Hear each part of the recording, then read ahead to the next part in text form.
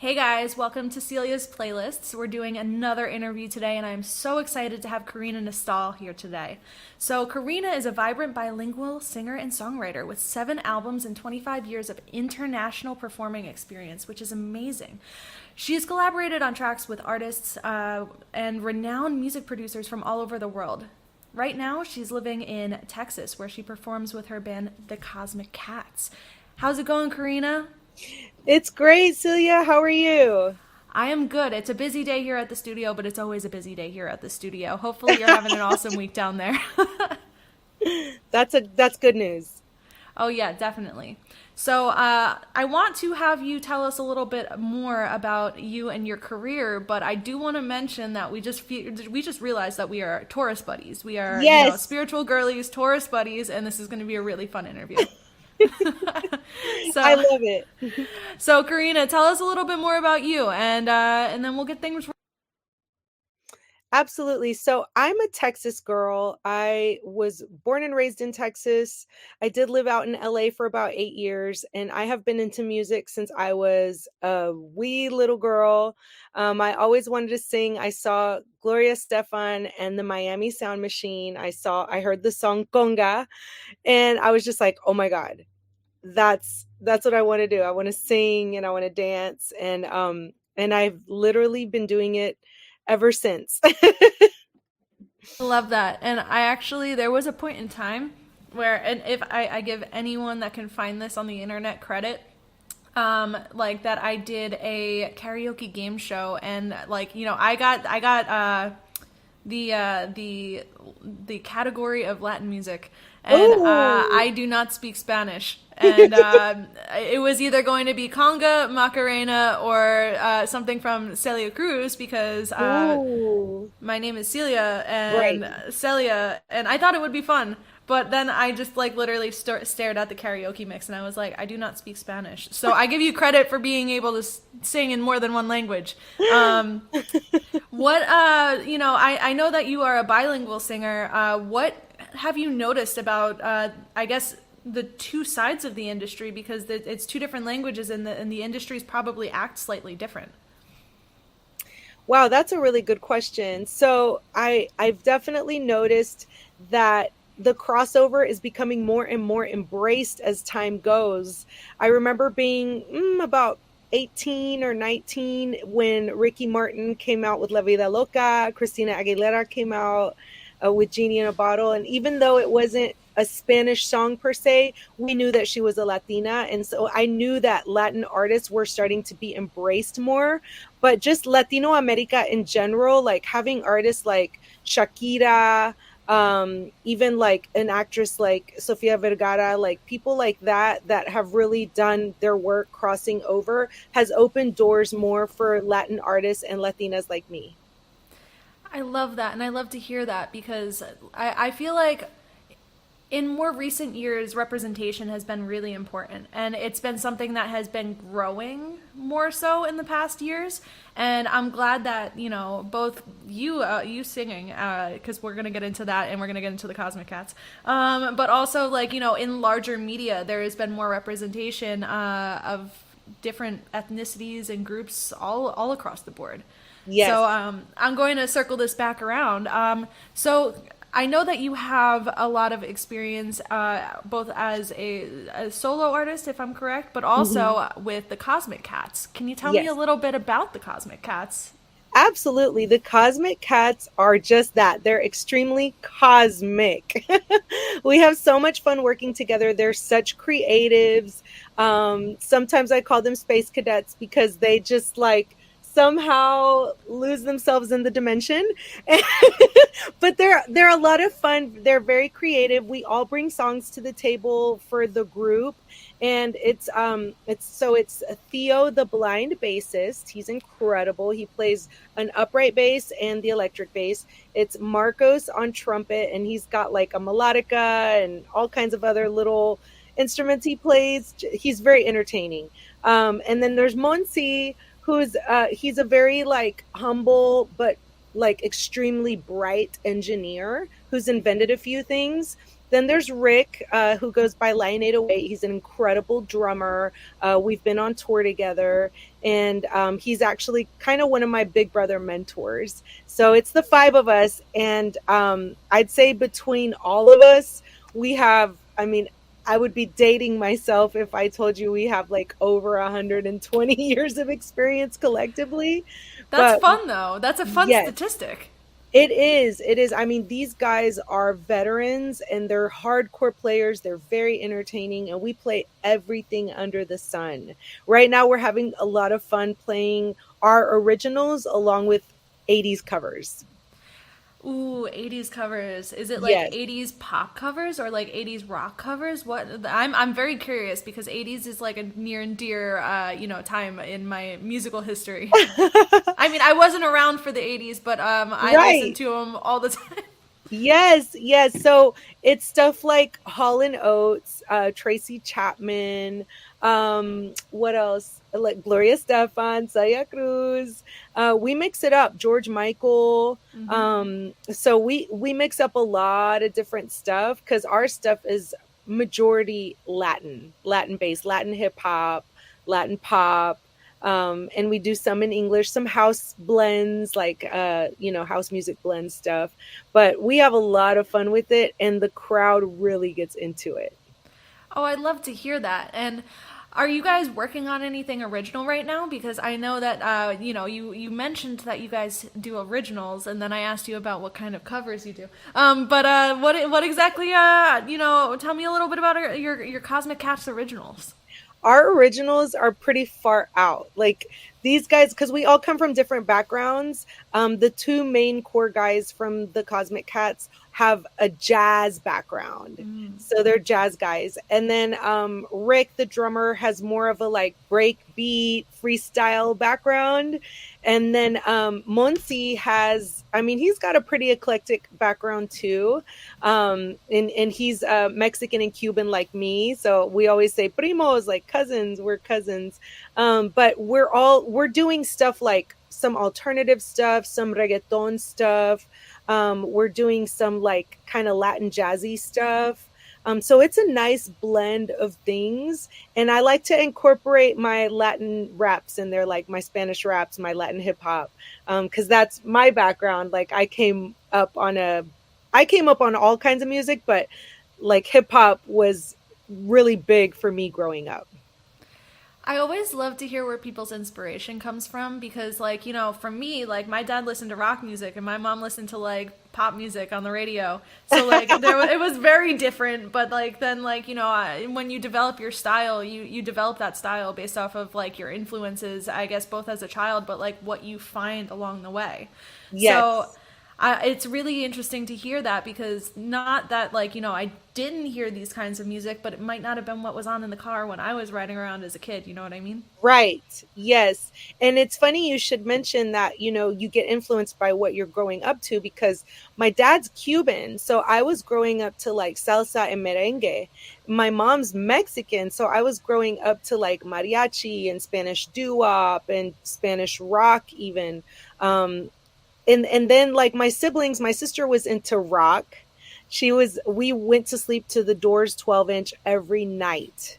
And then my brother was into hip hop. He was into like Run DMC. And so like it was like I just loved it all. And I sort of incorporated the hip hop tone and like the house music cuz house music was really big when I was growing up and I loved to dance and everything. So I mean, it's just a blend of everything. When I say it's a fusion, it really is, and it's all influenced my music. Maybe it's a Taurus thing because Yes. I saw a meme on Instagram once where it said if there was going to be one thing that the Tauruses were known for, it would be a like magic that comes around music, if that makes Yes. sense. So I'm very much a very musically diverse person, and it sounds like you are too. And I Yes. know that you also have been very musically diverse in your solo career. I know that you've Yeah. hit a lot of different areas, and like, what has been, I guess, your some of your favorite highlights from that? Mm, that's a great question. I think some of my best highlights would be some of the dance music stuff. because I've been able to lock in on the house music, and house is sort of fleeting in the sense that you're not going to hear it on on the billboards. Maybe now a little more, but it's slow. EDM is like making a big splash, but before it was like you'd hear one great song and you wouldn't hear that person anymore, like Crystal Waters Gypsy Woman, or like Robin S Show Me Love, or one of those songs. And so I love that now, not only are pop singers sort of crossing over into EDM, but they're also making a bigger splash to bring more awareness to dance music, because dance music is very like plur, it's very positive, peace, love, unity, respect. And we need more of that in the world. Karina, you need to make me a playlist because everything that you've I will. been everything that I you've will. been dropping in terms of songs on here, I'm just like, ooh, that's a good one. Oh, wait, that's a great one. Uh, but Yeah, because a good song's a good song. I know you can relate. Like, mhm. a good song's a good song. It doesn't matter what kind of genre it is, Oh, and it all definitely. deserves a playlist. That's true, and it all the best part of a song is when it can make you feel something. So that's Yes, a personal note on that. Like that's how I always decide what's going to be on my playlists, because I'm like, oh, this feeling goes with everything else on this playlist. So that exactly. fun fact for anyone out there that's trying to figure out how I pick these songs. I go, ooh, that one hurt. Okay, okay. Yeah, and Um, you've got some fun playlists. Like, you've got some stuff worth listening to. I could tell you've got a good ear for what you're putting together. Thank you. I appreciate that. I'm trying. I'm trying. There was one thing that I thought was really interesting in the bio that you had provided to me that I would love to touch on. You actually had gone on tour with the armed forces. Is that correct? Yes, Armed Forces Entertainment. Mm-hmm. That was the most incredible experience. We toured through the Middle East, and we were on the bases with the military, the Army, the Navy, the Air Force. And I've never felt like a bigger celebrity in my life. Like, they were lining up for autographs and pictures, and it was just such a rewarding experience, because I can't see myself putting on combat boots and going, and into war or something. But I would definitely go and entertain those that,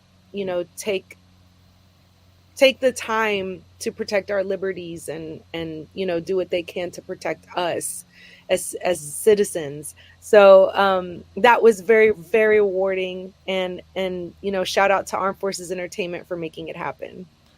I think that that's such a unique experience, especially because, like, it's essentially helping with the morale and helping, bring Yes. people together. And that's one of the things that I feel like people forget, whether it's like, obviously that's a larger example, but like even in the workplace or even in the community, bringing people together and bringing people, bringing their vibrations up. It's Yes. something that you don't really see prioritized as much these days, but it is very important. And I'm glad that someone somewhere decided that they were going to, do these kinds of events for the armed forces, and they definitely, from what I've just heard, appreciated it. So that's an amazing thing.